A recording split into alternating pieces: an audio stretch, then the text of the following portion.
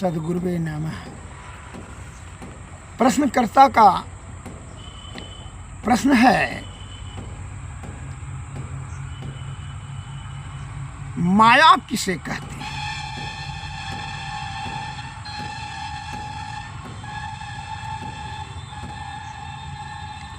और ये समास रूप में कितने प्रकार के हैं? समाधान इस प्रकार है, जो इंद्रियों के साथ में रहकर जानने में आवे उसे माया कहते हैं। माया के दो प्रकार हैं, स्थूल माया और सूक्ष्म माया। 5 कर्मेंद्रियां, हाथ पैर मुंह लिंग गुदा और 5 ज्ञान इंद्रियां, आँख कान नाक जीभ त्वचा और 4 अंतःकरण मन बुद्धि चित्त और अहंकार। इन 14 इंद्रियों के साथ में रहकर जो कुछ जानने में आता है उसे स्थूल माया कहते हैं। 5 कर्म इंद्रियां और 5 ज्ञान इंद्रियां से अलग होकर अपने अंदर की 4 अंतःकरण इंद्रियां के द्वारा जो कुछ जानने में आता है वह सूक्ष्म माया है। माया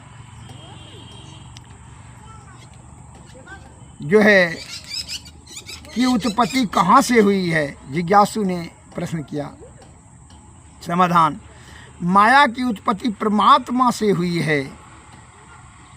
इस संसार में माया को बस में किए हुए संत महापुरुष ही होते हैं।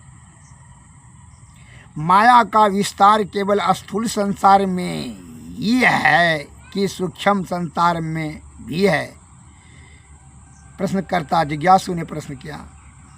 माया का विस्तार केवल स्थूल संसार में ही नहीं है, सूक्ष्म संसार में भी है।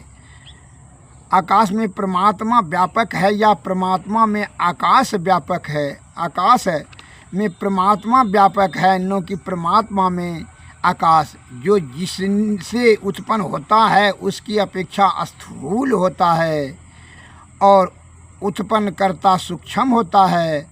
यथा मिट्टी की उत्पत्ति पानी से हुई है, अब पानी के कण कण में व्यापक होकर अपना अस्तित्व ऊपर रखा है, उसी तरह से परमात्मा सृष्टि के कण कण में व्यापक होकर उसके बाहर भी है और बाहर कितना अधिक है इसकी सीमा नहीं है, क्योंकि वे अनंत है।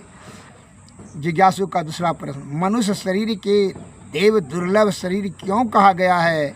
समाधान इस प्रकार है, यह शरीर कर्म प्रधान है और देव शरीर भोग प्रधान है। मनुष्य शरीर साधनों का